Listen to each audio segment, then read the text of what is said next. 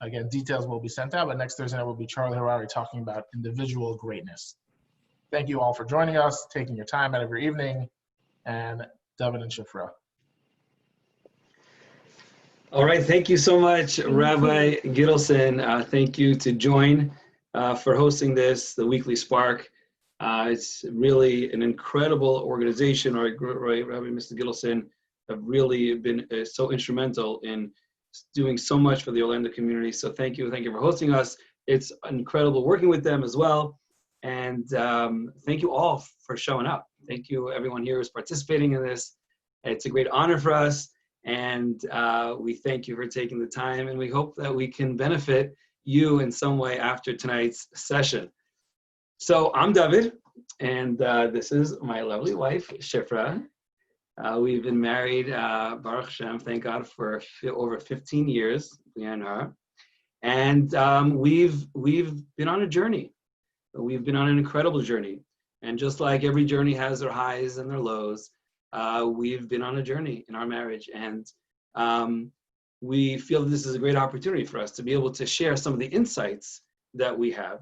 So I guess the first thing that I wanted to discuss and to share is, in thinking about how to enhance our marriage.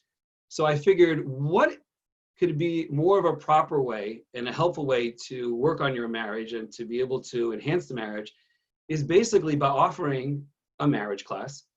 And I would suggest all the things that I want Shifra to do for me in the marriage, but I'm not going to talk to her. I'm just going to talk to everyone and suggest it as a wonderful, great thing for a person to do in their marriage to be able to enhance the marriage. So I thought this would be a great idea to offer this marriage class so that I could basically share what I want with my wife, Shifra.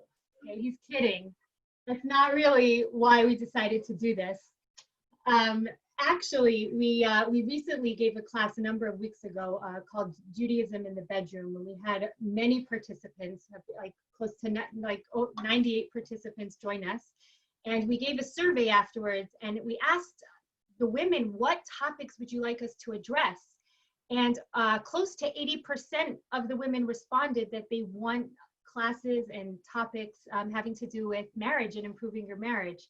So when we saw that overwhelming, response, we kind of together said, okay, let's do this. Let's try and make this happen.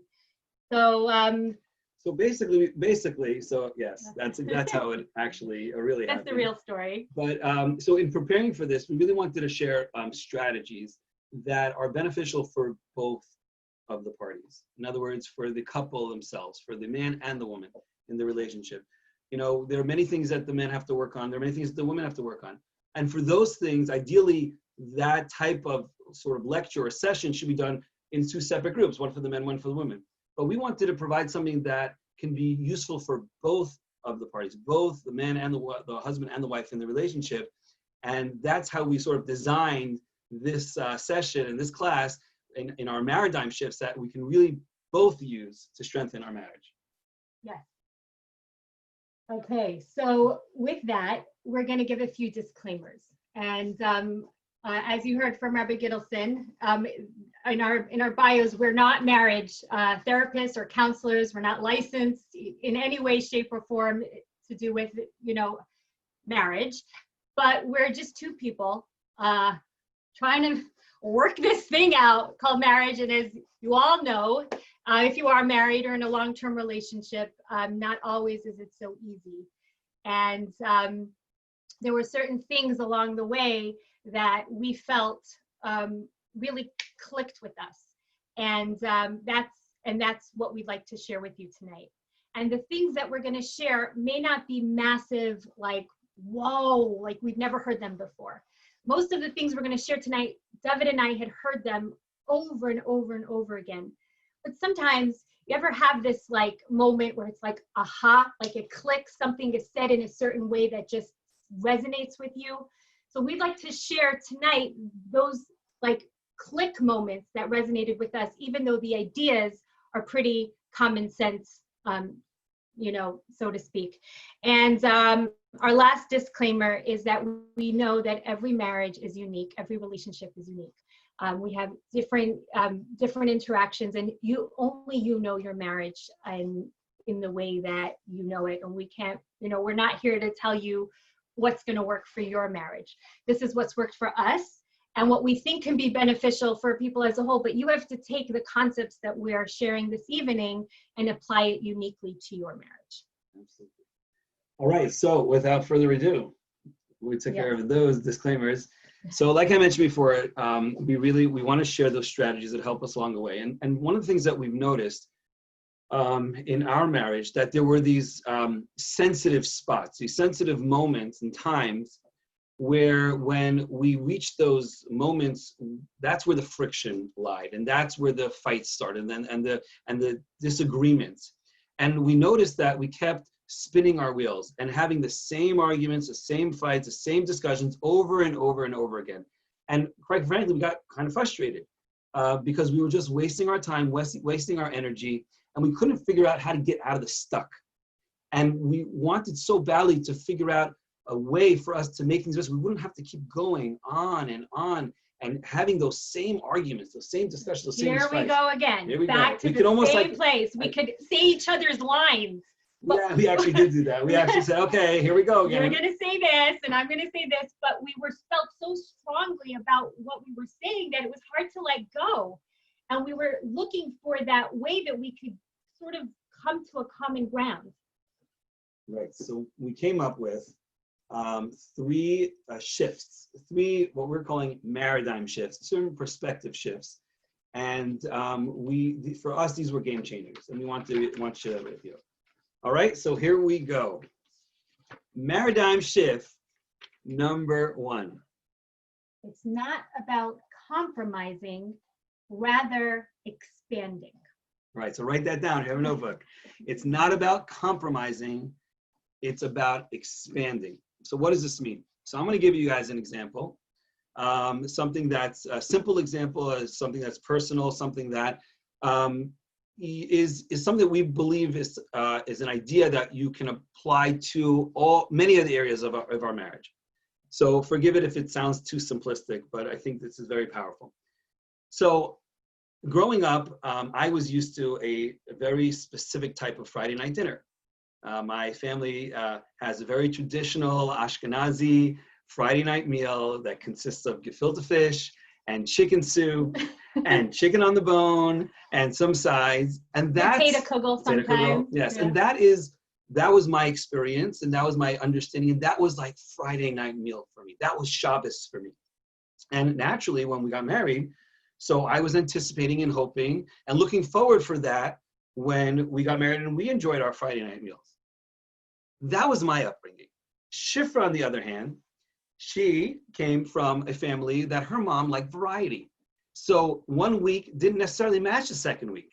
And she would have fish sometimes they would have salmon, sometimes they would have soup, different types of soup. They would have meat and veal, chicken sometimes. It wasn't anything that was consistent, but it was a variety. And that's how she grew up. So you can imagine that when we got married and we were trying to create our Shabbos meal, this was a point of contention. Again, this is not the biggest thing in the world. It's a minor example, but there was a feeling of a conflict that existed between us in our Friday night meal. But taking this example, it could be applied to so many areas of our marriage. For example, family vacations, right? Like what kind of vacations are we going to take? And what do we want to do when we go on these vacations? Are we more of a chiller, or we like to have a busy schedule and like stick to it and stay busy every moment? Sightseeing. Right. Like, some people don't want to sightsee. They don't want to do anything on vacation. And then it can go into even deeper matters such as finances, such as child rearing, different ways of child rearing, different types of education. Are we putting such an emphasis on education, right? If we have different spiritual journeys, how that can look like. And, if we start evolving as we go, and these differences really become very personal to us. And the deeper we go, the more sensitive they become. And this is where our conflict lies. So what in our research and finding the answers to this, we came across the most natural and normal and the answer that is given, and that is compromise. We have to learn how to compromise. So 2 weeks a month for our Friday night dinners, we could have gefilte fish. And the other 2 weeks, we could have salmon or another type of a soup. And this was the way that we were sort of taught to approach the conflicts. We got to compromise. We got to give in. We can't always have it our way. We have to, for the relationship, be willing to give in. But it didn't work for us. And I suspect that it doesn't work in many situations. And the reasons, or I should say what happens when we are compromising is, firstly, our feelings are not validated, right? The feelings for why I want to have a Friday night dinner the way I want it, they're not validated, right? She's still doing what she wants to do. It's just she's doing it on some of the times and I'm doing it the other times. Right. Also, when I am giving in, I'm feeling resentment. Yes, I'm going to sit by the meal and have the meat, but I'm feeling resentful. Either resentment or like you're a martyr. Like I'm so great that I'm like giving in to the marriage, and it's my act of giving for the marriage. And the other thing was then the marriage was like, you scratch my back, I scratch your back. Okay. Tit for tat. I'll do for you, you do for me. So that wasn't working for us. It wasn't a very a recipe for a very loving, fulfilling, giving relationship. And that bothered us because ultimately we wanted to have a great relationship. We just weren't figuring out how to make that happen. And what we're seeing from here is that from a very young age, we develop these perceptions and these ideas and these belief systems behind why we want things to happen, right? We want a home. Either we want it to be exactly like the home we grew up in, or we want it to be exactly the opposite of the home we grew up in, right? Or a mixture. And, children from a young age, you hear them say, what my house is going to look like when I grow up, or when I get married, things are going to look this way or be different that way. So much so my 9-year-old daughter, I heard her, like she was by the pool the other day and she was telling me, Mommy, when I grow up, my house, I'm going to make a special breakfast for my children every day. Not just cereal and milk like we have, or guilty mom conscious here, but I'm going to make them scrambled eggs and pancakes and waffles. And she's already developing this at 9 years old of what she wants her world and what she believes to be right when she wants it to look like. Yes. So basically, we are developing these perceptions which ultimately become our reality. And we have an opinion about how things should work. How things should work in our finances, how things should work on our vacations, how things should look like, the way we should just, all these things we have developed what we perceive as reality and what's the right thing. And really in our mind, we're feeling it's the only thing. And then when our spouse is presenting something else, that's a conflict to our being, to who we are. And therefore we become so stubborn about our opinion, and that causes the conflict and the fight. So hopefully everyone is understanding what we're saying. And maybe have experienced that or have heard someone who has experienced that. And here was the shift. Okay, you ready for aha moment? Here's the breakthrough. Drum roll. Okay, we came across a TED Talk. And I think the woman who gave the TED Talk, her name is Heidi Schleifer. And I know that she actually came to lecture for Join at one point a number of years ago. She's a phenomenal psychotherapist, and she has helped tens of thousands of relationships, I think, but we could look at the data after, and she's really a special, incredible individual. And she talks about this strategy of getting into each other's world by something that she calls crossing the bridge. And I'm going to paint this out for you guys so that you can get a visual. Okay, so if you imagine, here's the couple, here I am, and here Dovid is, and we both have our worlds, our reality, our perceptions. And we need to try and make this relationship work. So how do we do this? We use the word curiously, right? So we are still here. We're still validated. This is still us. But we're going to leave us aside for a moment, and we're cautiously going to visit the other side. What does that mean? I'm going to go and visit Dovid. I'm going to cross the bridge over to his world. And here, I'm going to ask about a small part, right? We don't do this all at once, but a small part of his world. So if we would go back to the initial minor example of Shabbat dinner, right? So I would ask him, Dovid, tell me about your Friday night dinner. Tell me about this gefilte fish and this chicken soup. And he would begin to tell me, Shifra, He would talk about the excitement that he had for Shabbat. He'd talk about the smells that he would smell all Friday afternoon. He would talk about sitting next to his dad and feeling so proud. He would talk about being with his family. Okay, I'll stop the drama. I'm very dramatic at heart. But he would share with me all these emotions that he put to this Friday night dinner, the food. And I would validate. When we go and cross the bridge, it's our chance to say, wow, I'm actually looking at you for you. And I'm seeing what emotions are coming up for you. And I'm hearing the sense of contentment, that it was your safe place, your happy place.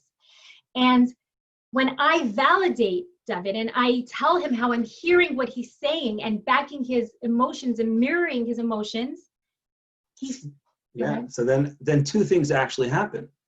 So first of all, Shifra now has sort of expanded her perception of what Shabbos meal is. Until now, she has viewed her Shabbos meal in the perception that she was brought up with about what Friday night looks like. But now with visiting me on my side of the bridge, she has expanded that. And the same thing for me. I'm not giving up right now my gefilte fish, but I'm curiously finding out about what's behind her variety of meal. And now I've expanded my perception, and that ultimately expands my reality. So first of all, I give myself the chance and give Shifra, and we give the relationship a chance to expand our perceptions. And then the other thing that happens is what Shifra just mentioned, is that we validate the other person. Because often the things that we are requesting or wanting, desiring, or our ways of doing things have reasons behind it, have an understanding behind it. There's a feeling that's going on behind it. And when we are able to get into that, then the other person feels validated. They feel understood. And then we can approach the conflict or the situation very, very differently. Because ultimately, like in our case, we found that we both wanted the same thing for a Friday night. We really wanted to have a peaceful, enjoyable, meaningful, safe haven Friday night meal. And that can go with so many things.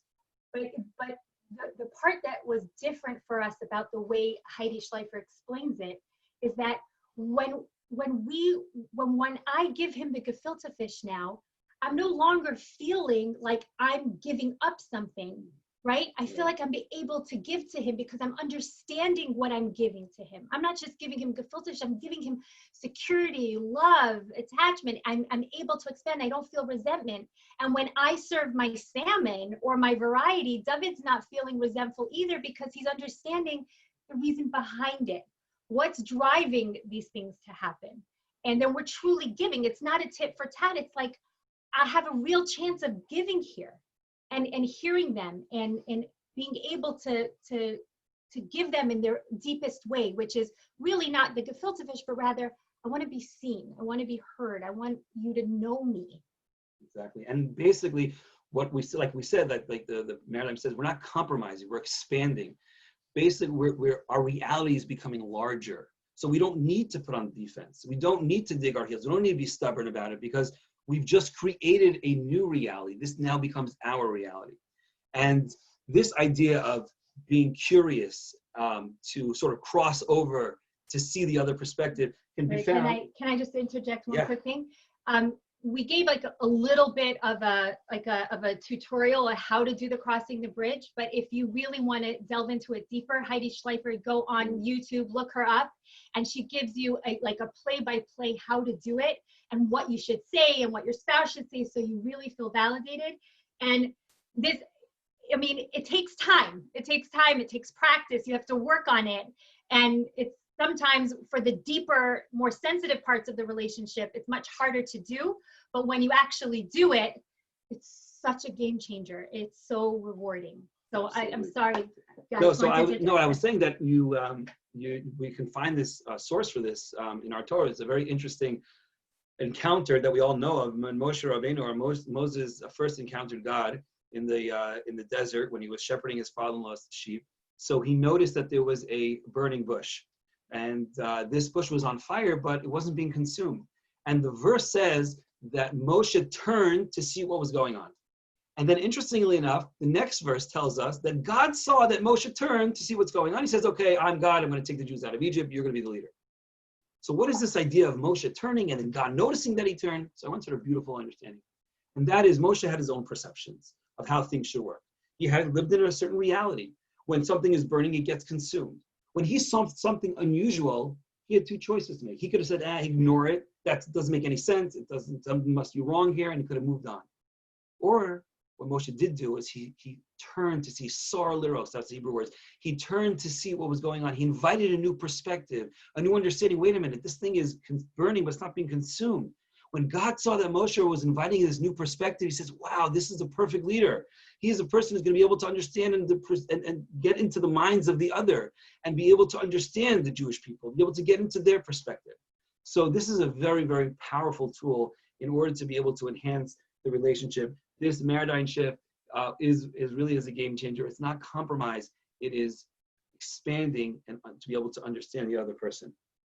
Now,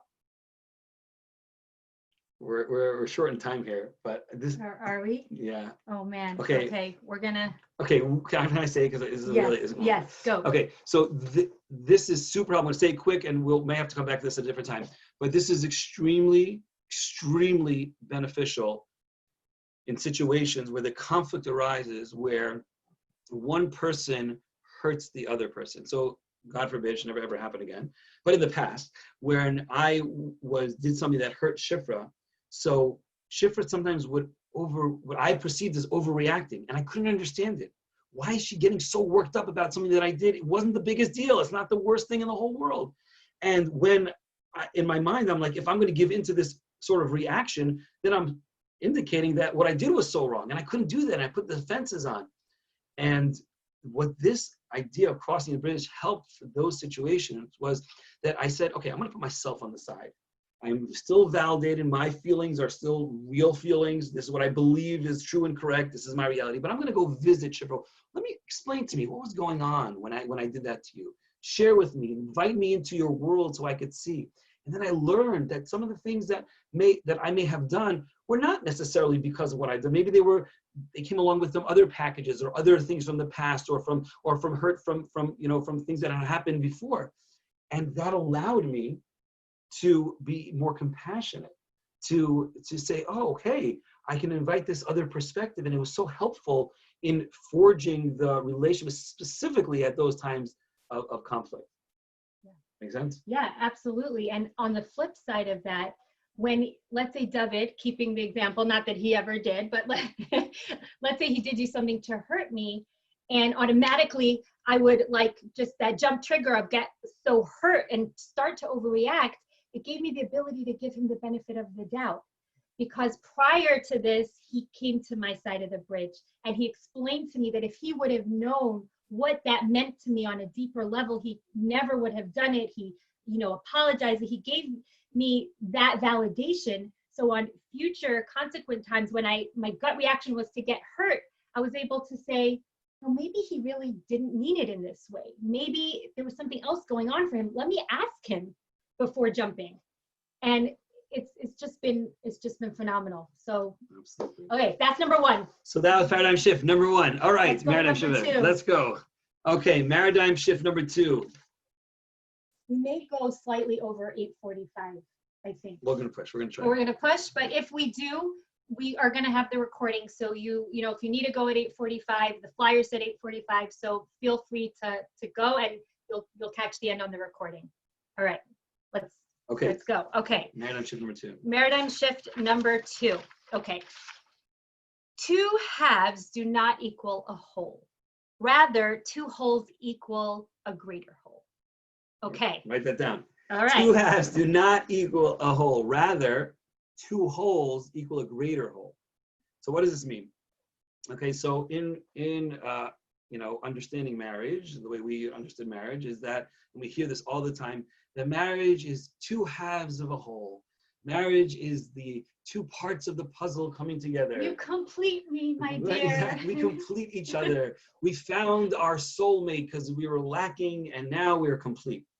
So those ideas, right, are very true, and there's sources for those, and they should be recognized and followed through. Right. We are supposed to work together as a unit. We're supposed to encourage each other and help each other. That's something that is, that is a beautiful, wonderful thing. So don't think that's what we're saying here when you hear the rest of what we're about to say. Negating that, but perhaps a more accurate way of saying that is that two wholes create a greater whole. Okay, so how does that play out, Shiv? Okay, so very often we turn to our spouse, right? To when we're feeling down about ourselves or something's not right internally. I'm obviously speaking from a woman's perspective, but Dovid's going to share from a guy's perspective soon. And, especially in the beginning years of my marriage, I wanted him to make me happy. Like I was in a bad mood. I was down in the dumps. I'm like, come on, cheer me up already, get me the flowers, give me the hug, do whatever it took to get me out of my mood. And then when Dovid, as a trying good husband, would provide these things that I was asking for, and then it wouldn't work. It would fall short, and I would still be in my bad mood, and I would be like, why isn't it doing it for me? What's going on here? And he was up for failure, because what I was really needing was something much deeper. And when we focus on our own internal selves, and we are able to look ourselves in the mirror and say, okay, what do I need to do to achieve my happiness? Where do I need to go to make myself into a whole person? And this is a never-ending process. We are always evolving, right? We're not what we were when we were 20 years old. We continuously grow. But if we stop focusing on nurturing our inner spark, our inner self, then we're going to become very dissatisfied and very resentful. And that has nothing to do with our spouse. Yeah. Nothing. So just to sort of expand on that, we go through times in our lives where we have this unsettling within us. We don't feel that we're aligned. We don't feel that we're doing the things that we know we could be doing. We're not living to our best self. And this affects our happiness. This affects our joy for life. And sometimes we distract ourselves by doing other things to try to fill that void. And we might even expect it from our spouse, or we don't understand why the other person is not helping us be able to get to that point where we're going to feel good about ourselves. And this leads to a lot of friction. Exactly. It sees a lot of friction. And the thing is that there's nothing that the spouse could do or should do. This stuff, this work of making ourselves whole is really our responsibility. This is the work that we need to do. And sometimes that might even mean, seeking out professional help on our own to uncover or to deal with some of our past experiences or challenges or trauma.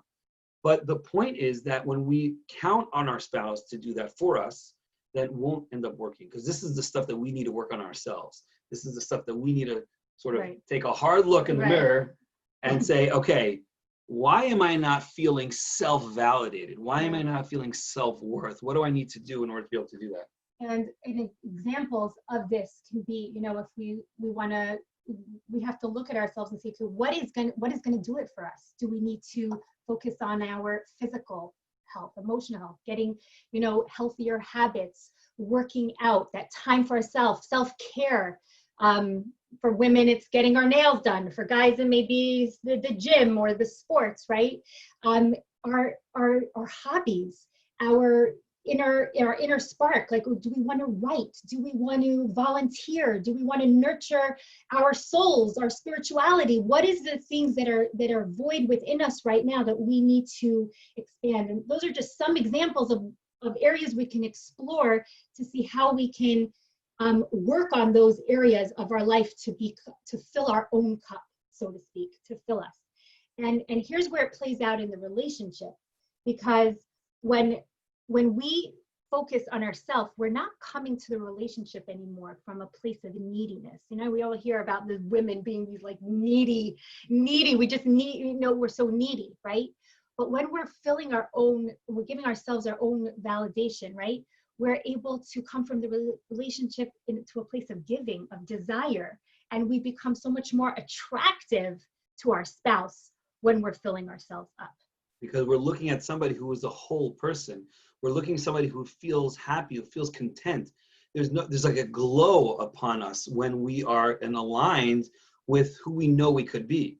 And that takes some work for us to figure that out. So it's crucial that we don't get distracted and become that martyr, so to speak, that is, doing for everyone and, trying to be the rescuer and going through our day and wearing ourselves down. Because what ends up happening, as Shifra earlier said this, we become right. Okay. We become a shell of who we really are, right? So when we're not, it's hard to look at ourselves and say, okay, what do I really need right now? So we kind of like distract ourselves. We get busy with like the community. We get busy with social media, with what I can do with the kids, with the, we're giving, but it's like this busyness because we don't want to deal with that gnawing empty void going on in here. And we become very depleted. We're kind of like throwing things at the wall and hoping something's going to stick, right? And it doesn't happen because we're not getting to the real core of the issue. And we become a shell of ourselves, right? Yeah, and that's not so attractive. And it's not attractive. And it's like ironically, like our husbands and wives mutually are attracted to the vibrant person we become when we do fill and nurture who we are as people. And so that's why it's so vital. So that's what we mean when we say that the two halves don't equal a whole, but rather that the two wholes now can approach the marriage to even get a greater whole, because they're coming not from a place of neediness, but rather they're approaching the relationship with giving and with loving. And and a source for this concept and this idea is something that's brought down in the Sefer, the book called Chovos HaLevavos. The Chovos HaLevavos was a great rabbi and a philosopher who lived in Spain. I think he passed away in the year 1040. And he discusses the ideal understanding and way to approach marriage. And he says that the way we approach marriage has to stem from the very famous commandment in our Torah of the Ahavta l'reacha kamocha. We have to love others like we love ourselves. That's how we have to approach the relationship. It has to come and stem from that mitzvah, that commandment. And what is that commandment? You have to love the other person like you love yourself. You need to first, or a large component of loving others is loving yourself. So we have to feel good about ourselves. We have to validate ourselves. We have to feel that we're worth loving, yes, and worth spending time. And it took me so long to figure that out, that like I was someone worthy of like having that time to see what did make me happy, what made me excited. And it took me a while to figure that out. And now it doesn't always come naturally to everybody. We really have to do our homework and figure out what that is to make our marriage the best possible marriage it could be. Absolutely. So that is paradigm shift number 2. 2 holes equal a greater hole. All right. We are short on time. Okay, we're going to do this quick. Paradigm shift number 3. Okay, I like this one. Me too. This is a good one. All right, so listen carefully.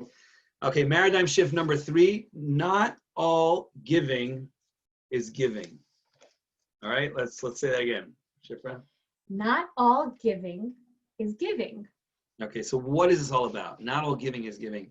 Now, David's going to go back to another example, and yes, it does have to do with food, because food and Judaism go hand in hand. Okay, and it's a safe topic. It's a safe way of giving examples without sharing too much. Everything in our religion is about food. Pretty much. Look, Shabbos is about food, right? The holidays are about food. Even Yom Kippur is about no food, right? The absence of food. So here's this paradigm shift has 2 parts to it. So part number 1 is like this. So at times I would make a little sandwich for Shifra, a meal for Shifra. And the way that I like to provide and give a sandwich, it sounds mundane, but listen carefully, is that when I would cut the sandwich, I specifically cut the sandwich into triangles. Not rectangular pieces, but triangles. And that's why I serve it. I put it on a nice plate with some potato chips and a pickle and a cup of orange juice next to it. And that's what I would do, because when I want to give something to Shifra, when I want to provide her and show my love to her, so by giving her, let's say, a lunch, so this is how I do it. And I would do this.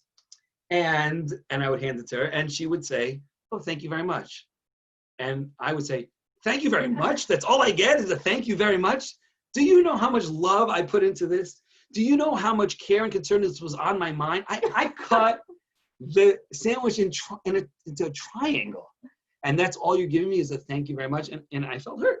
And I felt that like a little hurt. They're not appreciating the giving that I am providing.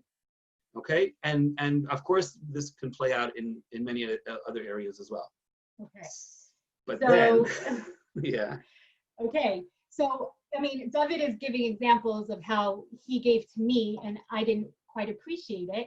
And I'm going to share another example on my end of how I gave to him, and he might not necessarily have appreciated it, although I thought it was spectacular. So this is what happened. I think somebody who's on this webinar right now remembers this, but I think it was David's first birthday after we were married. And I was like, I'm going to throw him the best party ever. I'm going to like show him all my love, right?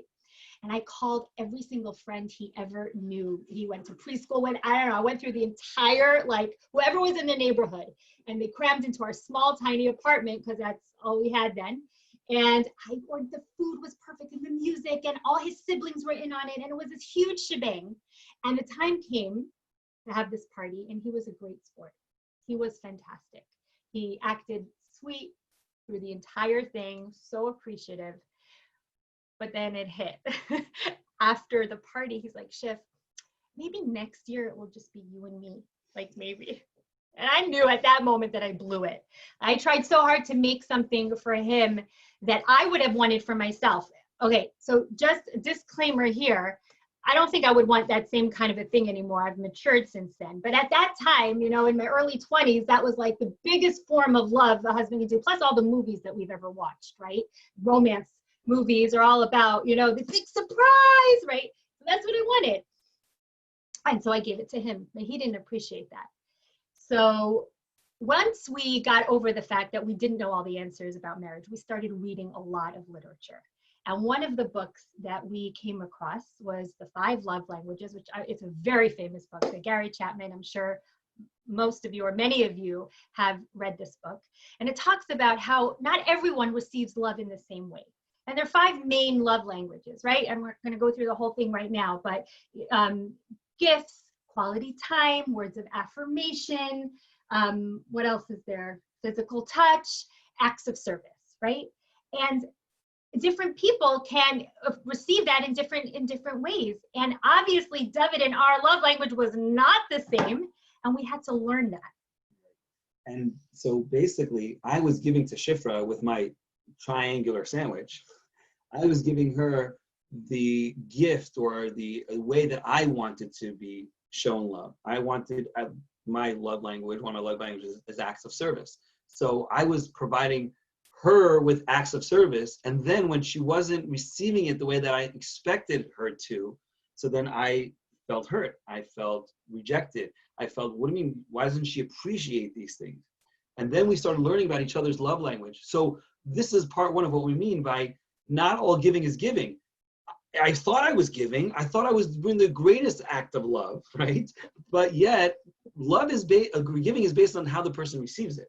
Right. And therefore, it's so important for us to figure out, to understand our own love language so we can communicate that, but more important to understand our spouse's love language, to understand what it is that we can do that we can really give to them, what the real understanding of giving is, and that is something that they really appreciate. So that is like sort of part one of this paradigm shift, is that all giving is not necessarily giving.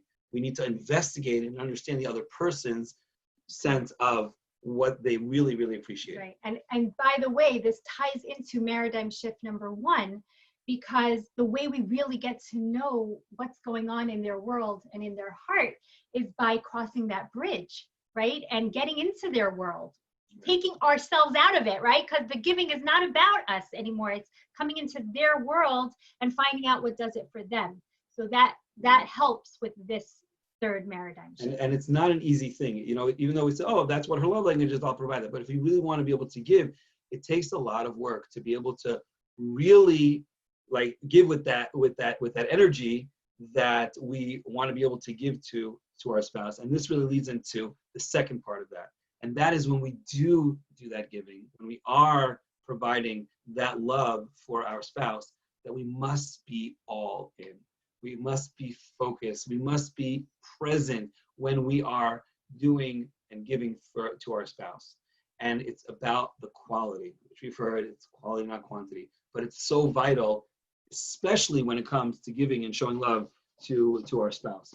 So examples of that could be, right, where my love language is quality time. And, you know, all the therapists say, you have to make time for yourself and go out once a week. And that's what if you're in a good marriage, that's what good marriages do, go out once a week. So firstly, not all marriages are the same. So it doesn't need to be that way for your particular marriage. And secondly, we were doing once a week, like we were going out once a week for many, many years.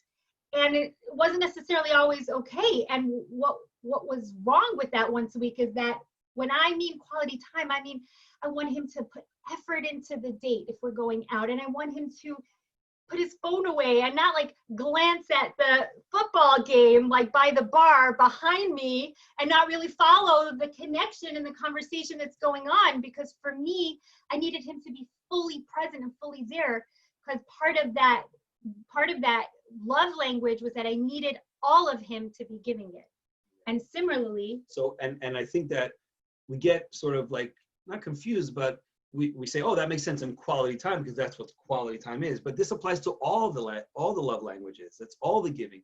If I'm giving or act of service, which is for me my love language, so then I want Shifra to be fully present, fully there, not distracted, have like that conscious awareness of what's going on, what I'm needing at that particular moment, and then giving it in that way.